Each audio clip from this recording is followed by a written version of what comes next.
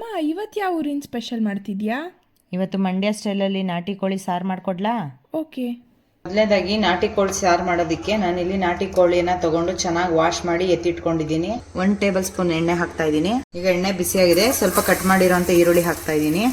ಈಗ ಇದಕ್ಕೆ ಚಿಕನ್ ಹಾಕ್ತಾ ಇದ್ದೀನಿ. ಇವಾಗ ನೋಡಿ, ಚಿಕನ್ನ ಚೆನ್ನಾಗಿ ಎಣ್ಣೆನಲ್ಲಿ ಫ್ರೈ ಮಾಡ್ಕೊಳ್ಳೋಣ. ಎಣ್ಣೆ ಎಲ್ಲ ಬಿಟ್ಕೊಬೇಕು, ಅಲ್ಲಿವರೆಗೂ ನಾವು ಚೆನ್ನಾಗಿ ಚಿಕನ್ನ ಹುರ್ಕೋಬೇಕಾಗುತ್ತೆ. ಇವಾಗ ಚಿಕನ್ ಫ್ರೈ ಆಗ್ತಾ ಇರಲಿ, ಅಷ್ಟರಲ್ಲಿ ಮಸಾಲೆ ಹುರಿದು ರೆಡಿ ಮಾಡ್ಕೊಳ್ಳೋಣ.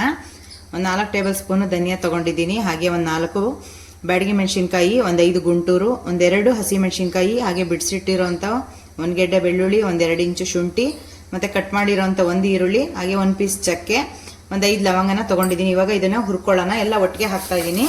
ಎಲ್ಲ ಒಟ್ಟಿಗೆ ಹಾಕ್ಕೊಂಡು ಹುರ್ಕೊಳ್ಳೋಣ. ಇವಾಗ ಒಂದು ಅರ್ಧ ಟೇಬಲ್ ಸ್ಪೂನ್ ಅಷ್ಟು ಎಣ್ಣೆ ಬಿಟ್ಟು ಚೆನ್ನಾಗಿ ಇದನ್ನು ಆಯಿಲ್ನಲ್ಲಿ ಫ್ರೈ ಮಾಡ್ಕೊಳ್ಳೋಣ.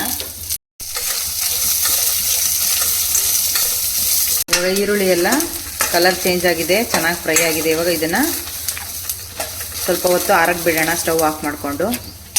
ಇವಾಗ ಹುರಿದಿರೋಂಥ ಮಸಾಲೆ ಆರ್ಕೊಳ್ಳೋ ಅಷ್ಟರಲ್ಲಿ ಒಂದು ಹಸಿ ಮಸಾಲೆ ರುಬ್ಕೊಳ್ಳೋಣ. 1 ಸ್ಪೂನು ಗಸಗಸೆ, ಹಾಗೆ 2 ಸ್ಪೂನ್ ಹುರ್ಗಡ್ಲೆ ಹಾಕ್ತಾ ಇದ್ದೀನಿ. ಕಟ್ ಮಾಡಿರೋಂಥ 1 ಈರುಳ್ಳಿ, ಸ್ವಲ್ಪ ಕೊತ್ತಂಬರಿ ಸೊಪ್ಪನ್ನು ಕೂಡ ಹಾಕೊಂಡು ಇವಾಗ ಇದನ್ನು ರುಬ್ಕೊಳ್ಳೋಣ. ಇವಾಗ 1 ಟೊಮೆಟೊನ ಸ್ವಲ್ಪ ಹೊತ್ತು ನೀರಿನಲ್ಲಿ ಬೇಯಿಸ್ಕೊಂಡಿದ್ದೀನಿ, ಅದನ್ನು ಕೂಡ ಹಾಕ್ತಾ ಇದ್ದೀನಿ. ಹಸಿ ಟೊಮೆಟೊ ಹಾಕೋದ್ ಬದಲು ಈ ರೀತಿ ಬೇಯಿಸ್ಕೊಂಡು ಹಾಕೋದ್ರಿಂದ ಟೇಸ್ಟ್ ಡಿಫ್ರೆಂಟ್ ಕೊಡುತ್ತೆ. ಹಾಗಾಗಿ ನಾನು ಈ ರೀತಿ ಹಾಕೊತಾ ಇದ್ದೀನಿ. ನಿಮ್ಗೆ ಬೇಡ ಅಂದರೆ ಹಾಗೆ ಕೂಡ ಹಾಕೋಬಹುದು. ಇವಾಗ ನೋಡಿ, ಚಿಕನಲ್ಲಿರೋಂಥ ಆಯಿಲ್ ಎಲ್ಲ ಬಿಟ್ಕೊಂಡಿದೆ. ಇವಾಗ ರುಬ್ಬಿರೋಂಥ ಹಸಿ ಮಸಾಲೆ ಹಾಕೋಣ. ಇವಾಗ ಹಸಿ ಮಸಾಲೆ ಹಾಕೊಂಡ್ಮೇಲೆ ರುಚಿಗೆ ತಕ್ಕಷ್ಟು ಉಪ್ಪನ್ನು ಕೂಡ ಇವಾಗಲೇ ಸೇರಿಸ್ತಾ ಇದ್ದೀನಿ. 1/2 ಟೇಬಲ್ ಸ್ಪೂನ್ ಅರಿಶಿನ ಕೂಡ ಹಾಕೊಂಡು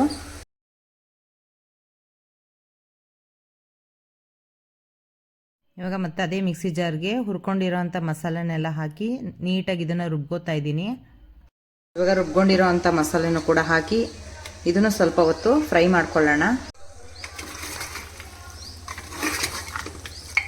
ಇವಾಗ ನೋಡಿ, ಈ ರೀತಿ ಫ್ರೈ ಮಾಡ್ಕೊಂಡಿದ್ದಾದ್ಮೇಲೆ ತೆಂಗಿನಕಾಯಿ ರುಬ್ಕೊಳ್ಳೋಣ. ಇವಾಗ ನೋಡಿ, ಇಲ್ಲಿ 1 ಇಡಿಯಷ್ಟು ನಾನು ತೆಂಗಿನಕಾಯಿನ ಬಳಸ್ತಾ ಇದ್ದೀನಿ, ಜಾಸ್ತಿ ತೆಂಗಿನಕಾಯಿನ ಹಾಕ್ತಾ ಇಲ್ಲ ಇದಕ್ಕೆ.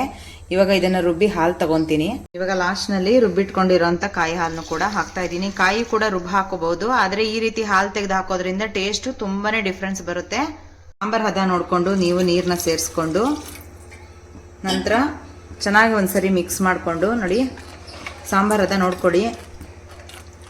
ನಾಟಿ ಕೋಳಿ ಸಾರು ಸ್ವಲ್ಪ ತೆಳುವಿದ್ರೇ ಚೆನ್ನಾಗಿರುತ್ತೆ. ನಿಮಗೆ ಗಟ್ಟಿಗೆ ಬೇಕು ಅಂತಂದರೆ ನೀರನ್ನ ಸ್ವಲ್ಪ ಕಡಿಮೆ ಹಾಕ್ಕೊಂಡು ರೆಡಿ ಮಾಡ್ಕೋಬೋದು. ನೋಡಿ, ಈ ರೀತಿ ಚೆನ್ನಾಗಿ ಒಂದ್ಸರಿ ಮಿಕ್ಸ್ ಮಾಡಿಕೊಂಡು ಕೋಳಿ ನೋಡಿಕೊಂಡು ನೀವು ಜಾಸ್ತಿ ಬಲ್ತಿತ್ತು ಅಂತಂದರೆ ಒಂದು 4 ವಿಷಲ್ ಕೂಗಿಸ್ಕೊಳ್ಳಿ, ಇಲ್ಲ ಅಂತಂದರೆ ಒಂದು 2 ವಿಷಲ್ಗೆ ಚೆನ್ನಾಗಿ ಬೇಯುತ್ತೆ. ಇವಾಗ ನೋಡಿ, ಸಾಂಬಾರು ಹದ ಕರೆಕ್ಟಾಗಿದೆ. ಇವಾಗ ಕುಕ್ಕರ್ ಕ್ಯಾಪ್ನ ಮುಚ್ಚಿ 2 ವಿಷಲ್ ಕೂಗಿಸ್ಕೊಂಡ್ರೆ ಚಿಕನ್ ಸಾಂಬಾರು ರೆಡಿ ಆಗುತ್ತೆ. ನೋಡ್ತಾ ಇರ್ಬೋದು, ಚಿಕನ್ ಸಾಂಬಾರು ತುಂಬಾ ಚೆನ್ನಾಗಿ ಬಂದಿದೆ. ಚಿಕನಲ್ಲಿರೋಂಥ ಎಣ್ಣೆ ಎಲ್ಲ ಮೇಲೆ ಬಿಟ್ಕೊಂಡು ಬಂದಿದೆ. ನಾನು ಎಣ್ಣೆ ಕೂಡ ಕಡಿಮೆನೇ ಹಾಕಿದ್ದೆ, ಆದರೂ ಕೂಡ ಚಿಕನಲ್ಲಿರೋಂಥ ಎಣ್ಣೆ ಎಲ್ಲ ಬಿಟ್ಕೊಂಡು ಸಾಂಬಾರು ಸಖತ್ತಾಗಿ ಬಂದಿದೆ. ಕಲರು ಕೂಡ ಚೆನ್ನಾಗಿದೆ. ನೀವು ಕೂಡ ಟ್ರೈ ಮಾಡಿ, ಹೇಗೆ ಬರುತ್ತೆ ಅಂತ ನನಗೆ ಕಮೆಂಟ್ಸಲ್ಲಿ ತಿಳಿಸಿ. ಇದನ್ನು ನಾನು ಬಿಸಿ ರಾಗಿ ಮುದ್ದೆ ಜೊತೆ ಸರ್ವ್ ಮಾಡ್ತಾಯಿದ್ದೀನಿ. ರಾಗಿ ಮುದ್ದೆ ಅಂತಲ್ಲ, ದೋಸೆ, ಚಪಾತಿ, ಇಡ್ಲಿ, ಪೂರಿ ಎಲ್ಲದಕ್ಕೂ ಚೆನ್ನಾಗಿರುತ್ತೆ ಇದು ನಾಟಿ ಕೋಳಿ ಸಾರು. ನೋಡಿ, ಇದನ್ನು ನಾನು ಮುದ್ದೆ ಜೊತೆ ಸರ್ವ್ ಮಾಡ್ತಾ ಇದ್ದೀನಿ. ನೀವು ಕೂಡ ಟ್ರೈ ಮಾಡಿ. ಬೇರೆ ಬೇರೆ ಥರ ಮಾಡ್ತಿರ್ತೀವಿ ಚಿಕನ್ ಸಾಂಬಾರು, ಆದರೆ ಈ ರೀತಿ ಒಂದು ಸರಿ ಮಾಡಿ ಹೇಗೆ ಬರುತ್ತೆ ಅಂತ ನನಗೆ ಕಮೆಂಟ್ಸಲ್ಲಿ ತಿಳಿಸಿ. ಇನ್ನಷ್ಟು ಈಸಿ ರೆಸಿಪಿಗಳಿಗೋಸ್ಕರ ನನ್ನ ಪೇಜ್ನ ಫಾಲೋ ಮಾಡ್ಕೊಳ್ಳಿ. ನಿಮ್ಮ ಫ್ಯಾಮಿಲಿ ಫ್ರೆಂಡ್ಸ್ಗೂ ಕೂಡ ಶೇರ್ ಮಾಡಿ ಅಂತ ಹೇಳ್ತಾ ನೆಕ್ಸ್ಟ್ ವೀಡಿಯೋದಲ್ಲಿ ಭೇಟಿಯಾಗೋಣ. ಎಲ್ರಿಗೂ ನಮಸ್ಕಾರ.